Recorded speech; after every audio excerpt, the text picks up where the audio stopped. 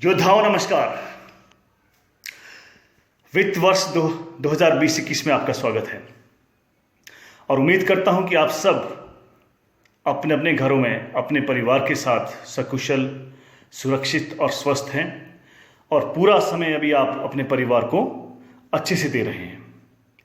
जैसा कि हम सब जानते हैं कि कोरोना वायरस नाम की एक बहुत बड़ी बीमारी, महामारी, द पेंडेमिक पूरी दुनिया में भी तेजी से फैल रही है और इस महामारी ने चारों तरफ अभी हाहाकार मचा रखा है। ऐसे में भारत सरकार ने 21 दिन का लॉकडाउन लगा रखा है, जिसमें हम सभी ने 21 दिन में घर में रहना है, बाहर नहीं घूमना है, जितना ज़्यादा हो सके घर में रहना है, एकांत में रहना है और अगर बाहर जाना ही पड़े तो थोड़ा सोशल डिस्टेंसिंग का ध्यान रखना है और अपने साथ अपने मास्क पहनना है, सैनिटाइजर साथ में रखना और जब घर लौटेंगे तो अच्छी तरह साबुन से हाथ धोना है और सुरक्षित रहना है। ये पूरे विश्व में बड़ी तेज़ी से फैल रहा है। अभी तक 8 लाख से ज़्यादा लोग इससे संक्रमित हो चुके हैं, जिसमें से 40 से ज़्यादा हजार लोगों की मौत भी हो चुकी है। बट हमारे लिए अच्छी बात है कि हिंदुस्तान में भी स्थिति नियंत्रण में है, बहुत अच्छी स्थिति है। यहाँ बहुत कम केसेज हैं, 1200-1300 केसेज होंगे ज़्यादा से ज़्यादा, और उसमें से 30-35 लोगों की मात्र मौत हुई है। तो स्थिति नियंत्रण में, हमें घबराने की ज़रूरत नहीं है। फिर भी अपना ख्याल रखिए, बाहर अभी मत जाइए, एकांत में रहिए। ध्यान से अच्छा है एकांत, और टिके रहो कुटिया में, वरना मिलोगे लुटिया में। दोस्तों, पहली बार भारत के इतिहास में ऐसा हुआ है जब पूरा भारतवर्ष 21 दिनों के लिए बंद हुआ हो। इन 21 दिनों में ना ही तो कोई प्लेन उड़ रहा है, ना कोई ट्रेन चल रही है, ना कोई बस चल रही है और ना ही कोई गाड़ी चल रही है। आप चाहें भी तो आप कहीं नहीं जा सकते। जिनको छुट्टियां चाहिए थी उनको छुट्टियां मिल गई, जिनको आराम चाहिए था उनको आराम मिल गया। बस सवाल ये खड़ा होता है कि इन 21 दिनों को आप बेहतर कैसे बनाएं। और अच्छी बात यह है कि एक नई पॉजिटिव आदत को डेवलप करने के लिए भी 21 दिन ही चाहिए होते हैं। और इन 21 दिनों में हम कोई भी पॉजिटिव आदत अपनी डेवलप कर सकते हैं। हम चाहें तो बुक पढ़ सकते हैं, हम चाहें तो एक अच्छी ट्रेनिंग की आदत डेवलप कर सकते हैं, हम चाहें तो एक अच्छा प्लान करने की आदत डेवलप कर सकते हैं, हम चाहें तो एक अच्छा कम्युनिकेशन की आदत डेवलप कर सकते हैं।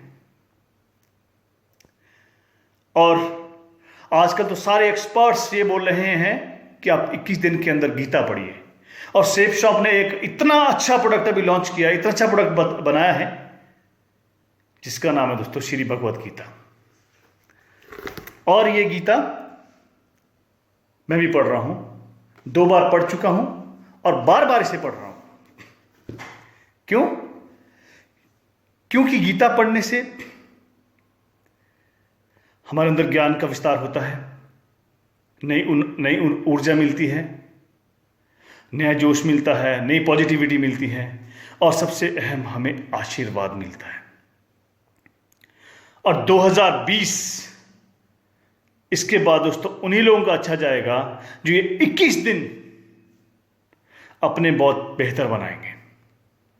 तो हमें मात्र 21 दिनों का पेशेंस रखना है वॉरियर्स, और 21 दिनों के बाद जो स्थिति है फिर से पहले जैसे हो जाएगी। और इसी पेशेंस से मुझे याद आया कि जो भिखारी होता है, भिखारी जब वो भीख मांगता है उसका पेशेंस लिमिट कितना होता है। मान लीजिए आपसे कोई भिखारी भीख मांग रहा है और गलती से आप पर्स भूल गए, आपका मानेगी नहीं, मुझे इसको 100 रुपये देने हैं आज, और वो आपके पास भीख आएगा, आपसे मांगेगा, जो भी उसकी टेक्निक है यूज़ करेगा, और आप उसको सच्चे दिल से बोल रहे हैं कि भाई ऐसा है, आज सच में मेरा पर्स भूल गया, मैं कल इसी जगह पे आता हूँ, यही मेरा ऑफिस है, आप मुझे कल मिलिए, मैं कल आपको 100 रुपये दे दूंगा या 500 रुपये दे दूंगा। फिर भी